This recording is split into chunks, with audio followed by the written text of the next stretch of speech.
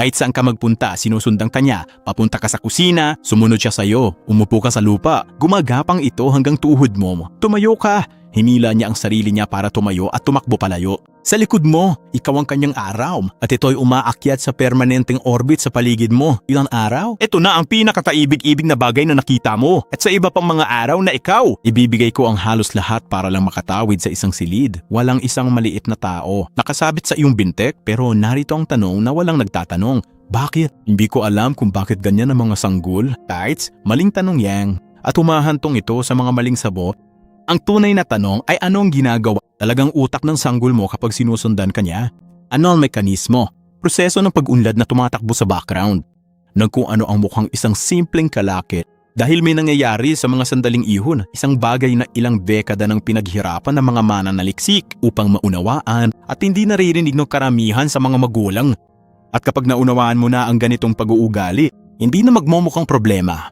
Pamahalaan upang maging isang bagay na dapat bigyang pansin. Isang bagay na nagsasabi sa iyo sa totoong oras.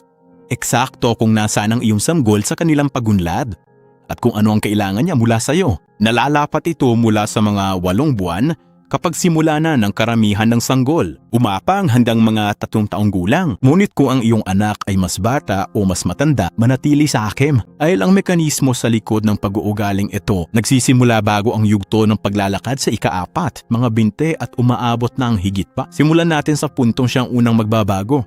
Hindi ka sinusundan ng baby mo, ginagamit ka niya. Parang mahirap pakinggan yan. Pero hindi, isa ito sa mga pinakamagandang bagay na ang psikolohiyang pangkaunyaman ay hindi kailanman na itala noong 1969.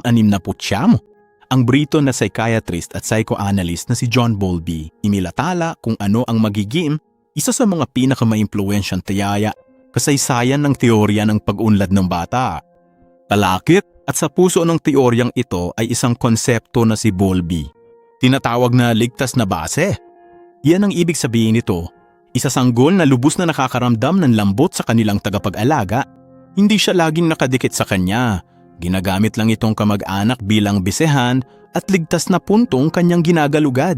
At sa pagbalik, gumagapang siya sa isang bagay. Galugarin ang mga liko para masigurong naroon ka hanggang sa makatagpo siya ng bagay na nakakatakot o misteryoso. Nagkukubli sa iyo, muling kinokontrol ang sarili.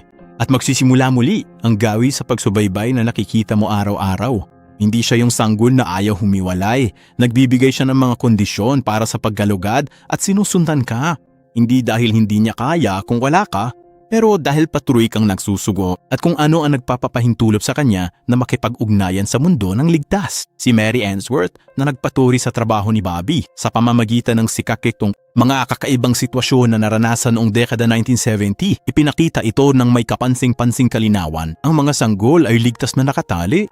Ang mga may pinakamahusay na resulta ng pagunlad. Hindi sila ang mga kumapit, pinakamatindi sa kanilang ina. Ito ang mga umalis ng may pinakamataas na kumpiyansa, pinakamadaling nasuwani, at pinakamadaling makabalik sa ilalim ng stress. Ang monitoring at eksplorasyon ay magkakambal at hindi mapaghihiwalay.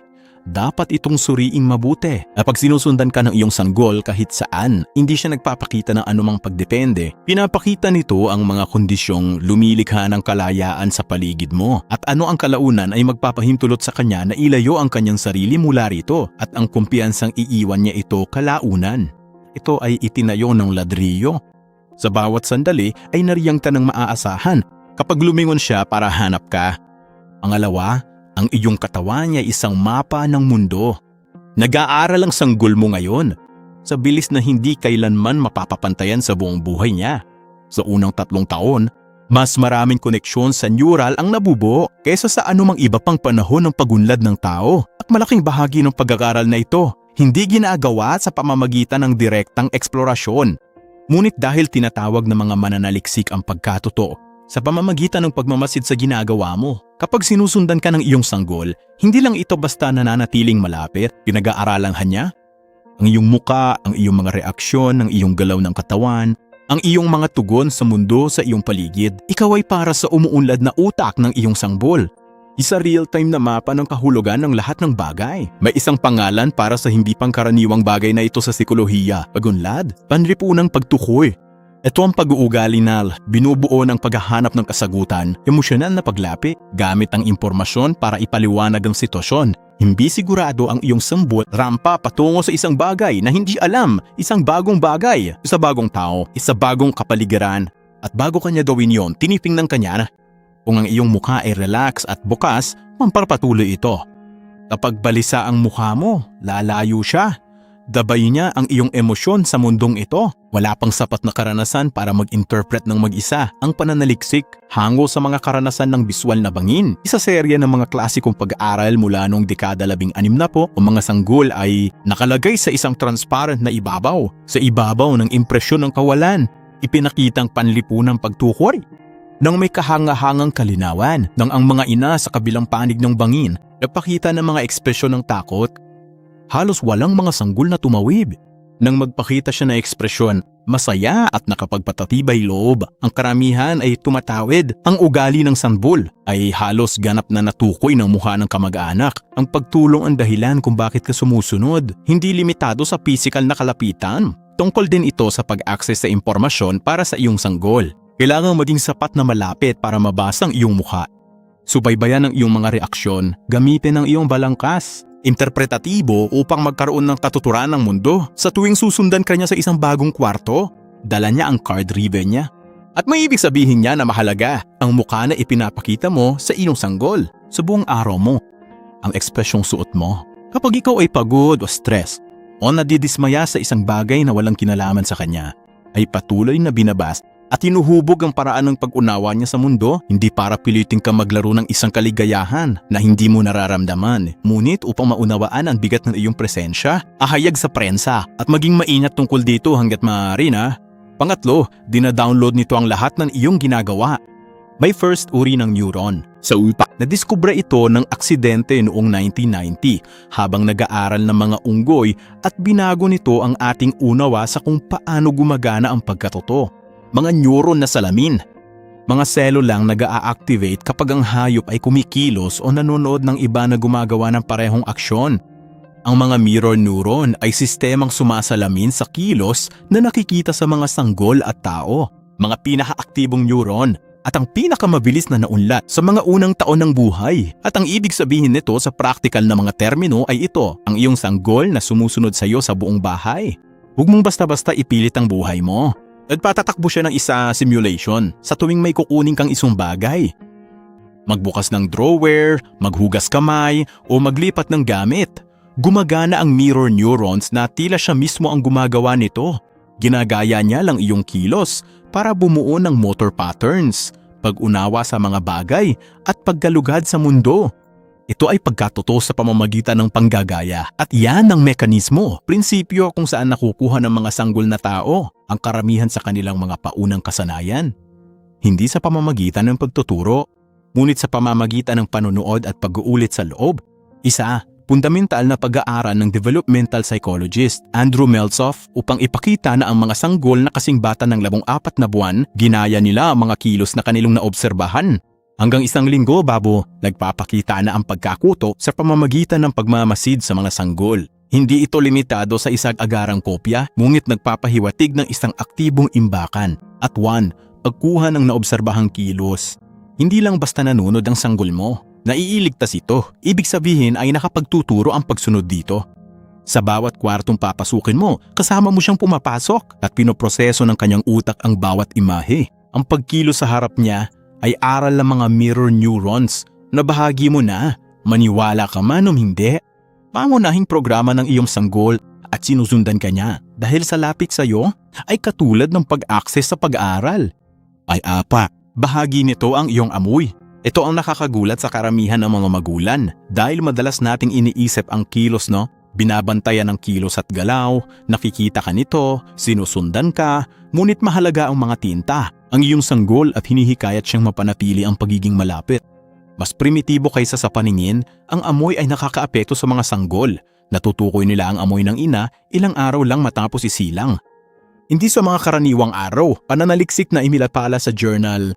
Ayon sa mga pagsusuring chemical, mas pinipili ng mga bagong silang na sanggol ang bra ng kanilang ina kaysa sa ibang babae.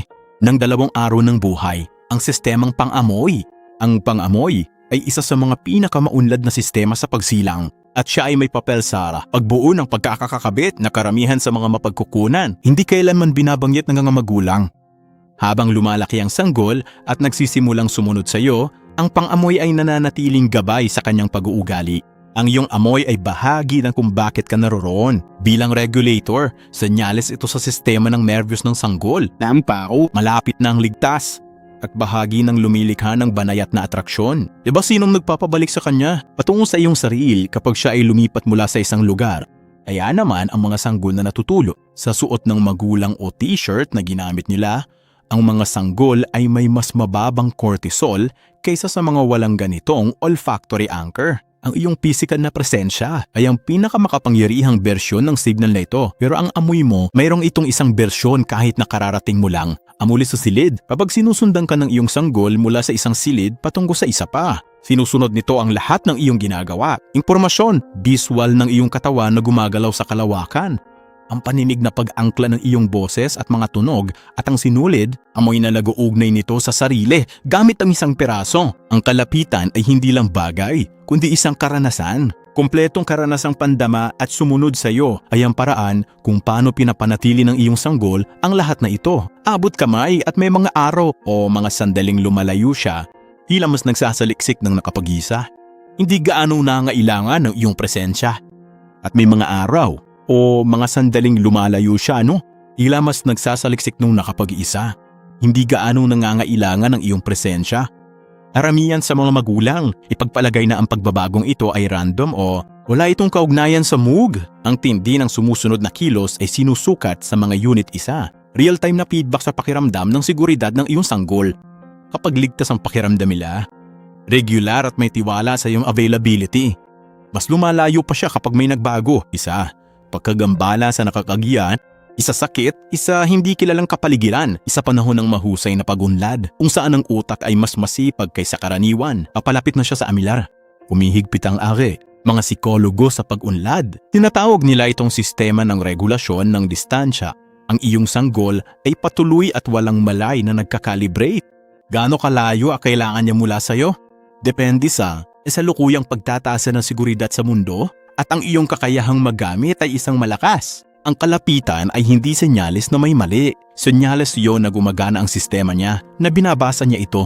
Nang may katumpakan ng mga kondisyon na nakapalibot dito at inaayos ang kalapitan nito ng naaayon, pananaliksik mula sa Minnesota Longitudinal Study ay nagpakita na ang mga panahon ng pagtaas ng pag-uugali, malagkit sa mga sanggo, tumutugma, makabuluhang. Sa maayos na maagang pag-unlad, mga panahon ng pinabilis na pag-uunlad ng utak kung saan ang sistema ay napapailalim sa isang cognitive load. Mas mataas at kailangan ng higit na regulasyon ang sanggol na sumusunod sa iyo habang lumalaki. Hindi umuurong sital, hindi niya kaya. Ang kailangan ng lumalaking utak sa pag-asa sa external regulator para maging matatag. Kapag naunawaan mo ang yugtong ito, ang pagiging malagkit ay hindi na hadlang. Ito ay impormasyon. May sinasabi ang iyong sanggol. Sinasabi niya sa iyo na sa ngayon ay mas kailangan ka niya, hindi magpakailanman. Ngayon na, at tumugon dito ng may presensya sa halip na pagkadismaya, may kakayahang magamit kesa sa distansya. At ito ay nagbibigay daan para sa wastong pag-unlad upang magtulungan at makabalik sa kalayaan.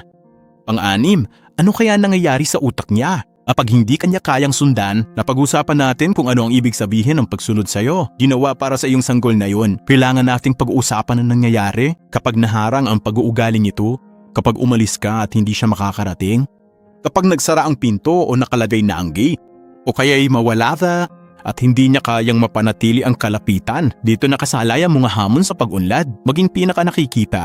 Kapag ang isang sanggol ay nahiwalay sa kanilang pangunahing tagapaghalaga, kapag naantala ang pag-uugali sa pagsubaybay at hindi na niya maibabalik ang pagiging malapit, sistema ng tugon nito sa stress, na-activate ang cortisol, tumataas ang tibok ng puso, dumadaan ang sistema ng nerbiyos, ng estado ng mahinahong paggalugad na sumusuporta, pag-aaral, sa isang estado ng alerto na nakatuon sa iisang bagay. Napagtanto mo ang hindi ito problema sa pag-uugali. Ito ay biyolohiya, ang parehong mekanismo, evolusyonaryong nagpapanatili ng mga sanggol na tao, kamag-anak ng tagapag-alaga, kaya ligtas sa mga mandaragit sa eksibisyon. sa 1,000 panganib ng sinaunang buhay ng tao ay gumagana sa iyong sanggol. Ngayon na, ang paghihirap ng paghihiwalay ay hindi makatwiran. Ito ang angkop na tugon ng sistema ng nerbiyos. Maayos na nakalibrate upang maunawaan. Ang lapit na iyon sa malapik, ang pagtulong ay kasing kahulugan ng kaligtasan. Ipinapakita ng pananaliksik sa developmental neuroscience na kapag ang paghihirap ng paghihimalay ay pinamamahalaan ng may sensitibong pag-iingat. Kapag bumalik ang tagapagagaga, kumonekta siya muli at tumutulong sa sanggol na muling maayos ang sahili. Mabilis at malinis na nalulutas ang cortisol peak. Natututunan ng sistemang nerbiyos ang nais nitong matutunan na ang paghihiwalay ay pansamantala lamang, na ikaw ay laging babalik, na ang paghihirap ay malalampasan, ay nagtatapos muling pagkikita pagkatapos ng hirap ng paglalayo. Sa iwas na paraan, kapag ang mga pangangailangan ng sanggol ay napapabayaan, ang cortisol ay nananatiling mataas. Nervous system ay kulang sa karanasang kailangan at kalaunan mga paulit-ulit na paghihiwalay, hubugin ang sistema niyang pagtugon sa stress upang makabuo ng pagkabalisa. Mga kahirapan sa mga transisyon at ang pag-uugaling ito sa pagsubaybay, sobrang mapagbantay na hindi talaga nagre-relax.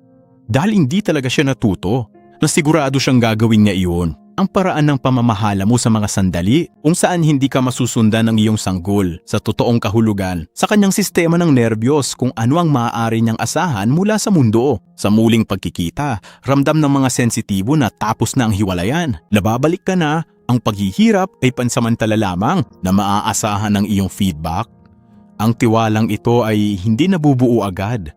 Ito ay binuo sa loob ng daan-daang mga ito. Sa bawat tarangkahan at bawat nakasarang pinto at babalik ako agad na iyong iginadalang at iyon ang tundason ng kalayaan na kalaunan ay papalit sa gawi sa pagsusubaybay.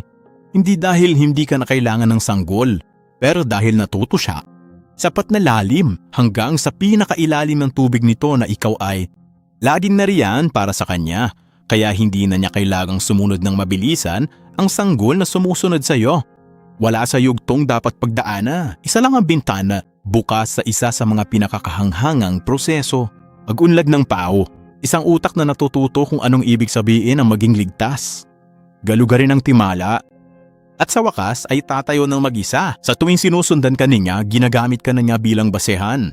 Nakakapagpakalma sa bawat oras na lumingon siya para tingnan kung nandun ka. Nagsasagawa siya ng social reference sa pamamagitan ng pagbabasa ang iyong mukha upang makakuha ng impormasyon tungkol sa mundo.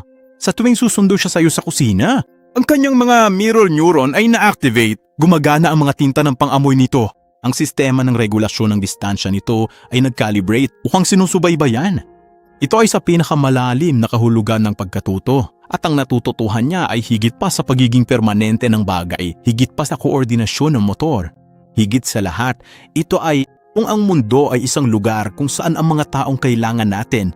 Merong bang maarasa, nandito ka, hayaan mong sundan ka nito. Darating ang kalayaan, laging darating. Pero mas mabilis siyang dumating at sa mas marami pa, matatag para sa mga batang binabantayan ng mga magulang. Nakaunawa sa layunin ng pag-uugaling ito, huwag kalimutang mag-subscribe sa aking YouTube channel para makatuklas ng mas marami pang nilalaman na tulad nito.